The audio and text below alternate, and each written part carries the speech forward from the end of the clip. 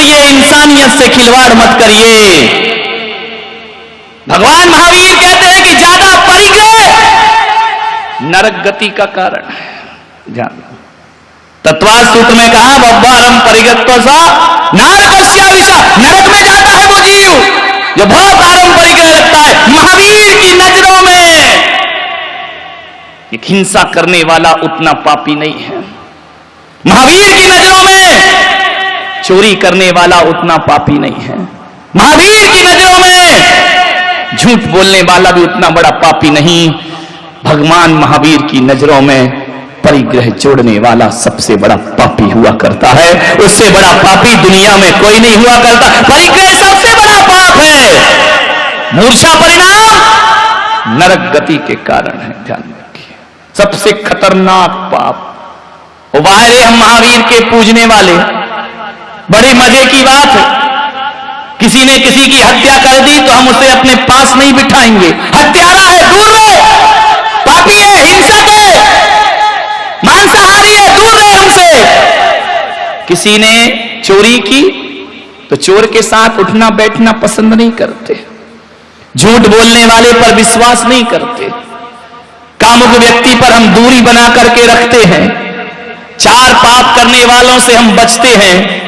क्या बात है कि पांचवें पाप वालों से दोस्ती करते हैं। विचार करिए, देखना, सोचना। जबकि महावीर कहते हैं सबसे बड़ा पाप तो परिग्रह है, परिग्रह से बड़ा पाप कोई नहीं। लेकिन बड़े मजे की बात है कि परिग्रहों के साथ सबको ही बैठना चाहे। ये कौन है? बड़े आदमी, पैसे वाले। परिग्रह के साथ हम कालर ऊंची करके बैठते हैं। परिग्रही व्यक्ति को माला डलती है, स्वागत होते हैं। और तो और महाराज भी अपनी पिच्छी उसके ऊपर रख दिया करते। विचार करिए, तीखी बात है। परिग्रह का सम्मान क्यों, जबकि वो तो पाप है। महावीर ने उसे सबसे बड़ा पाप बोला है, नरक गति का कारण बोला है। बताओ फिर परिग्रहियों को मालाएं क्यों पहनाई जाती हैं? परिग्रहों का सत्कार क्यों होता है? परिग्रहियों को, एक गरीब है तो पीछे है, अमीर है तो आगे है। तो महावीर कह रहे हैं इससे बड़ा पापी दुनिया में कोई दूसरा नहीं हो सकता है। ध्यान रखिए, परिग्रह पांचवा पाप है।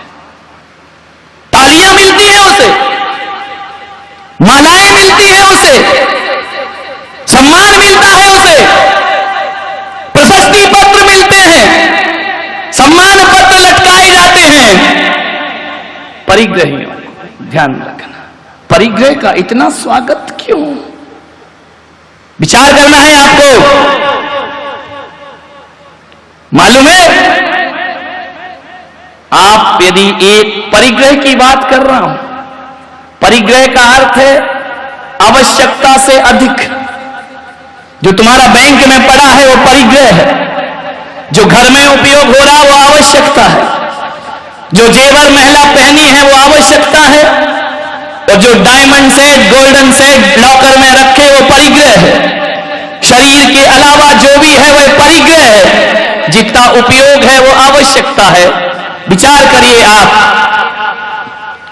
1 रुपया होता है भारत का, उसकी कीमत क्या है? 1 रुपये की कीमत क्या है? बोलो। 100 पैसे। विकास बाबू, 1 रुपये की कीमत 100 पैसे। रविंद्र, सब गलत। मेरी परिभाषा ही अलग है। भारत की जनसंख्या कितनी है ये भी नहीं मालूम। 125 करोड़, 125 करोड़। समझना, मेरी नजरों में 1 रुपए की कीमत 100 पैसे नहीं होती है। मेरी नजरों में 1 रुपए की कीमत 125 करोड़ रुपए हुआ करती है। ध्यान रखिए, भारत का 1 रुपया 125 करोड़ उसकी कीमत है। क्योंकि भारत का 1 रुपया, एक सिक्का जब टकसाल से निकलता है और एक हाथ से दूसरे हाथ में वो 125 करोड़ के हाथ में जाता है, उसकी कीमत 125 करोड़ रुपए हो जाया करती है। 125 करोड़ लोगों की आवश्यकता की पूर्ति करता है वह। 125 करोड़ लोगों के हाथ में जाएगा। 125 करोड़ लोगों की का 125 करोड़ मूल्य अपने आप हो जाया करता। विचार करना है आपको। ध्यान रखिए, जो सिक्का, जो राशि चलन से बाहर हो जाती है, वह लोगों को भूखमरी, बेरोजगारी और फुटपाथ पर सोने को मजबूर किया करती है। और इसका जिम्मेदार यदि कोई होता है तो वो धनपति होता है, जो पैसा जोड़ जोड़ करके मर जाया करता है। ध्यान रखिए, यदि हर धनपति अपना पैसा स्टॉक करना बंद कर दे तो भारत से बेरोजगारी रातों रात खत्म हो जाएगी। ध्यान रखें, जोड़ जोड़ के नेताओं ने विदेश में रख रखा है, धनपतियों ने घरों में जम कर रखा है। रुकेगा, गरीबी बढ़ेगी, भुखमरी बढ़ेगी, बेरोजगारी बढ़ेगी। इसलिए महावीर बड़े गहरे दार्शनिक हुए। महावीर जैसा वैज्ञानिक कोई ना हुआ। उन्होंने कहा कि नहीं, हत्यारा तो एक को मारेगा, लेकिन गड़ा के रखने वाला हजारों लोगों की मौत में कारण बनता है, सैकड़ों की मौत में कारण बनता है। इसलिए परिग्रह सबसे बड़ा पाप हुआ, सबसे बड़ा पाप है परिग्रह। एक चोर कितने घर की चोरी करेगा? एक घर की, 2 घर की, बैंक लूटेगा, लेकिन तुमने 1 रुपया गड़ा रखा है तो 125 करोड़ की अरमानों को दफन कर दिया है। तो सबसे बड़ा पाप ही। एक सेठ था, बड़ा कंजूस, मक्खी चूस, कभी दान पुण्य नहीं करता।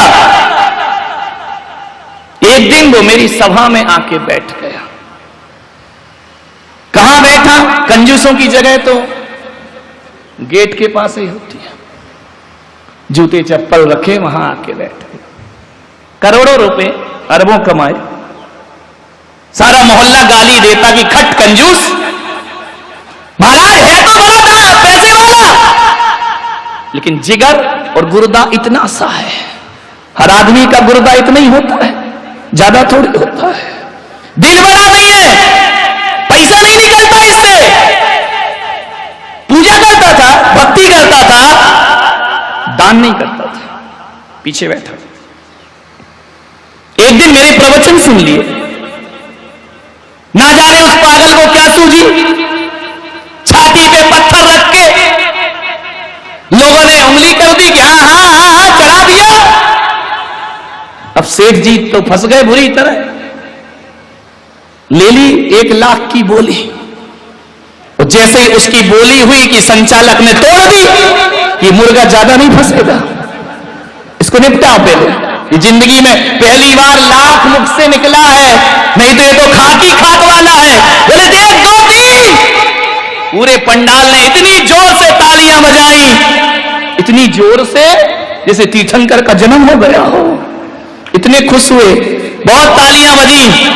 बोला भाई आइए, सेठ जी आइए। स्टेज पे आए, माला पहनाई। उसने कहा महाराज 1 मिनट माइक दोगे? मैंने कहा दूंगा। बोले आपसे शिकायत है। मैंने कहा करो, परवाह नहीं। बोले महाराज ये बोली मैंने ली नहीं है, मैं तो ये देख रहा था कि तुम्हारी सभा में भी गरीब और अमीर का भेद रहता है। मैं 8 दिन से प्रवचन में आ रहा हूं, किसी ने मेरी तरफ पलट के नहीं देखा। किसी ने ये नहीं कहा कि सेठ जी वहां क्यों बैठे हो। और आज लाख रुपया दिया और इधर आ गया स्टेज पे। ये माला, ये पगड़ी, अरे तुम्हारा तो धर्म का दरबार है, तुम तो बाबा बैरागी हो, अरे बीतरागी संत हो। तुम्हें तो ऐसा नहीं करना चाहिए ना कि आप धनपति को तो पिच्छी लगाते हो, सम्मान देते हो। ये सब तुम्हारे भीतर भी बैठा है ऐसा सेठ। बात तुम्हारी है, कह मैं रहा हूं, तुम कह नहीं पाते हो कि महाराज का हाथ तो पैसे वालों के ऊपर है। महाराज की पिच्छी तो वहीं लगेगी, उसे ही टाइम मिलेगा, उसे ही वक्त मिलेगा, उसे ही वात्सल्य मिलेगा। सेठ ने कहा कि आप भी ये भेदभाव करते, हम तो संसारी लोग हैं, हम तो करेंगे ही करेंगे।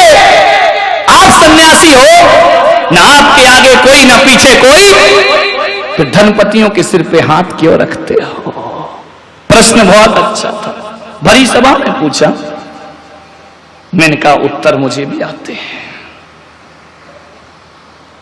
मैंने कहा बिल्कुल सही कहा आपने, और मैं तो क्या, दुनिया का हर संत धनपतियों का स्वागत तो कराते ही है। दूर से भी दिख जाए, आइए साहब, पगड़ी पहनाओ, माला पहनाओ, स्टेज यहां बैठिए। मैंने कहा एक बात बता दे से, पैसा तेरे पास इस बोली के 5 मिनट पहले भी था और पैसा अब भी है।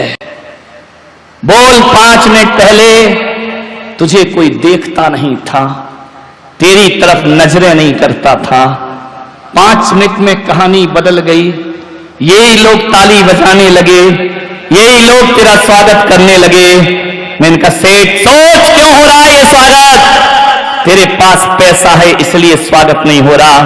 पैसा तो 5 मिनट पहले भी था, तूने पैसा छोड़ा है इसलिए तेरा स्वागत हो रहा है। ध्यान रखिए, पैसा रखने का स्वागत थोड़ी है। तूने जिंदगी में पहली बार त्याग का भाव बनाया है, और संत की सभा में यदि स्वागत होता है तो तुम्हारी भरी हुई तिजोरियों का नहीं होता। तिजोरियां जो परोपकार में लगती हैं उसमें संत की सभा का स्वागत होता। यदि ये नहीं देता तो तेरा स्वागत नहीं होता। त्याग से स्वागत हुआ है। मैंने कहा सेठ, लाख रुपए छोड़ा है तो यहां बिठा दिया, अरे पूरा छोड़, तुझे वहां बिठाने की ताकत रखता हूं।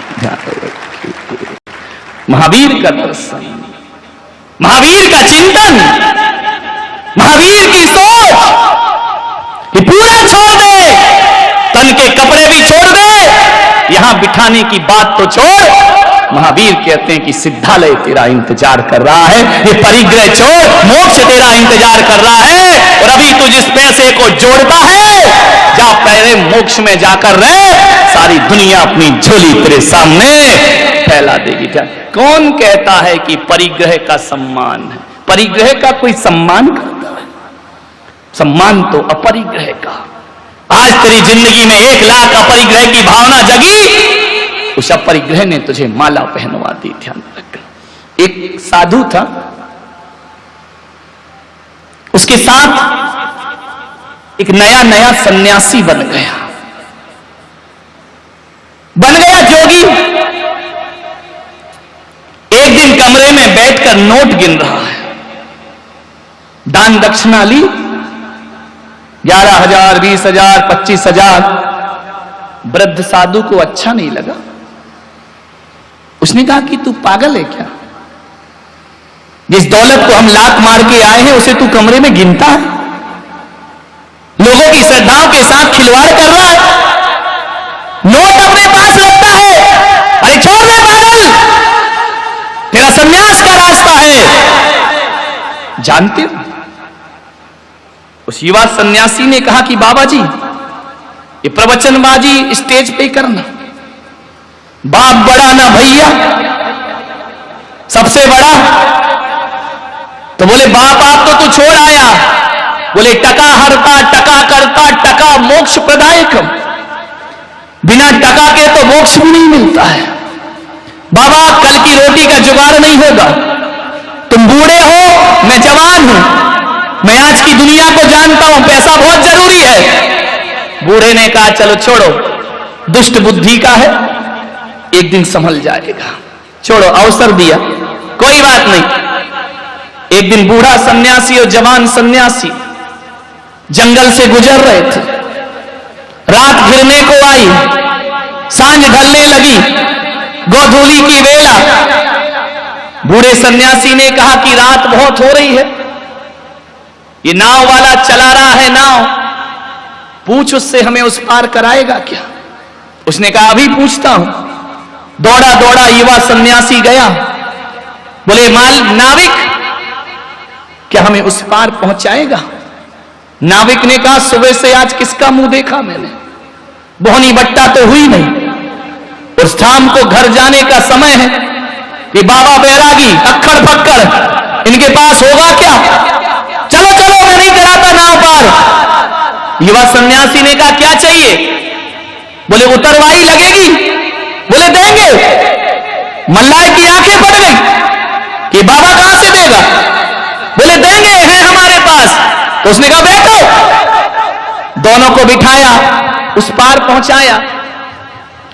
युवा सन्यासी ने झोली में से नोट निकाले, बूढ़े को दिखाए। कह रहे थे ना कि पैसा कुछ नहीं होता। लो, दिखाते, चमचमाते, लहराते नोट दिखाए, उसे दिए, उस पार चले। थोड़ी दूर चले कि युवा ने कहा बाबा आ गई अकल ठिकाने कि बाप बड़ा ना भैया, सबसे बड़ा। ये पैसे नहीं होते तो आज हमारी नाव इस पार नहीं लगाता, सारी रात ठंड में गुजारना पड़ती। बूढ़ा सन्यासी जोरों से हंसा, ठाके लगाकर। बोले पागल, तू अभी भी नहीं समझा? बोले इसमें क्या समझना, तुम्हारी बात मान लेता, पैसा नहीं रखता, इस पार नाव कैसे आती? बूढ़े ने कहा अभी भी नहीं समझा? कैसा बावला हुआ है तू? बोले क्या मतलब? बोले जो 20 रुपए तूने उसे दिए हैं, यदि 20 रुपए दबा के रखता तो नाव पार कभी ना होती। 20 रुपए छोड़ दिए इसलिए तेरी नाव इस पार आई। एक बात ध्यान रख, रुपयों को रखने से नैया पार नहीं हुई, बल्कि रुपयों को गांठ में निकाल कर त्याग करने से नाव पार हुई। अरे पागल, पूरे फेंक दे, नदी की क्या बात, संसार से भी पार हो जाएगा। ध्यान रखिए। कौन पार? क्या सोचते हो किसी ट्रेन में बैठना कि मैं करोड़पति हूं तो टिकट नहीं लेगा? ध्यान रखना, गरीब भी ट्रेन से सफर तभी कर सकता है जब वो पैसा दान करता है, और अमीर भी प्लेन से सफर तभी कर सकता है जब वो पैसों ने कुछ नहीं किया। जो मिलता है दुनिया में वो त्याग से मिला करता है। एक बात याद रखना, जो पेड़ अपने फलों को लुटाते हैं उनमें फिर से फल आ जाते हैं। वह खड़े रहते हैं सदियों। आम का पेड़ सदियों खड़ा रहता है, नीम के पेड़ सदियों खड़े रहते हैं। और जो पेड़ अपने फलों को छुपाते हैं, ध्यान रखना, दो तरह की वनस्पति होती है। एक वह है जो लुटाती है और एक वह है जो छिपाती है। जो लुटाती है उनमें लौट लौट कर फल आते हैं, और जो वनस्पति अपने फलों को छिपाती है, छिपाने वाली वनस्पति जमीकंद आलू को छिपा के रखती है धरती के भीतर, प्याज को छिपा के रखती है, लहसुन को छिपा के रखती है, गाजर मूली छिपा के रखती है। जो फलों को छिपाते हैं वो जड़ से उखाड़े जाते हैं, और जो फलों को लुटाते हैं वो सदियों जीवन का आनंद मना। जड़ से उखड़ती है वनस्पति, आलू जड़ से उखड़ेगा, ध्यान रखना, प्याज जड़ से उखड़ेगी, लहसुन जड़ से उखड़ेगी, क्योंकि इनकी जोड़ने की प्रवृत्ति है। और आम जड़ से कभी नहीं उखड़ता, उसकी छोड़ने की प्रवृत्ति हुआ करती है। ध्यान रखिए। कमाना बुरा नहीं, दोनों हाथ उलीचिए, यही सियानों का काम। सब पुण्य पाप का खेल है। चामुंडराय यदि अपनी दौलत से गोमतेश्वर बाहुबली की स्थापना ना करते तो अरबों की संपदा के बाद भी इतिहास में उनका नाम अमर ना होता। लेकिन जब चामुंडराय 57 फीट की मूर्ति स्थापित दक्षिण में कर देते हैं तो सारा युग से 7वां अजूबा कह करके पूजा करता है। चामुंडराय का दान धन वही है, जोड़ने का नाम धन नहीं। जो धन छोड़ा है हकीकत में वही धन हुआ करता है। जो जोड़ के रखता है वह मिट्टी है, और जो छोड़ा जाता है वो सोना हो जाया करता है। ध्यान रखिए। उत्तम त्याग, त्याग का दिन है आज। दान के गुण गाएंगे। त्याग और दान में बड़ा अंतर है, जमीन आसमान का अंतर है। त्याग का दिन है और दान के गुण गा रहे हैं। औषधि शास्त्र अभय आहारा, दान 4 प्रकार 4 संग को दीजिए, अभी पूजा में पढ़ा होगा। तो दान के गुण गा रहे, धर्म है त्याग का। त्याग और दान में बड़ा अंतर है, ध्यान रखना। दान दो के बीच होता है, एक लेने वाला और एक देने वाला। त्याग में दो की जरूरत नहीं पड़ती है। त्याग कोई लेने वाला हो या ना हो, त्याग दिया तो त्याग दिया। दान पराधीन है, जब तक लेने वाला ना मिले दान कैसे करोगे आप? देने वाला ना मिले तब भी दान नहीं होगा। लेकिन त्याग स्वाधीन हुआ करता है, उसमें दो की जरूरत नहीं पड़ती। दानी को परिग्रही होना जरूरी है, त्यागी को परिग्रही होना जरूरी नहीं है। जब हो गई नहीं तो दोगे क्या? ज्ञानी को जोड़ना जरूरी है, तो त्यागी को जोड़ने की कोई आवश्यकता नहीं होती है। दान थोड़ा सा दिया जाता है अपनी कमाई हुई दौलत का, और त्याग थोड़ा नहीं, त्याग पूरा का पूरा कर दिया जाता है। दान में देने के बाद कुछ बचाया जाता है, त्याग में कुछ नहीं बचाया जाता। त्याग में तो छोड़ा ही छोड़ा जाता। दान में यह देखा जाता है कि कितना छोड़ रहे हो, और त्याग में यह देखा जाता है कितना बचा रहे हो। ध्यान रखिए, दोनों में बड़ा अंतर हुआ करता है मेरे भाई। एक बार विचार करना, दान अच्छी चीजों का होता है, त्याग खोटी चीजों का होता है। दान तो अच्छी चीजें दी जाती हैं, त्याग खोटी। दो तीन चीज है। कुछ पदार्थ ऐसे हैं इस दुनिया में जिनका दान होता है, त्याग नहीं हो सकता है। कुछ चीजें ऐसी हैं जिनका त्याग होता है लेकिन दान नहीं हो सकता है। कुछ चीजें ऐसी हैं जिनका त्याग भी होता है और दान भी होता है। ध्यान रखिए।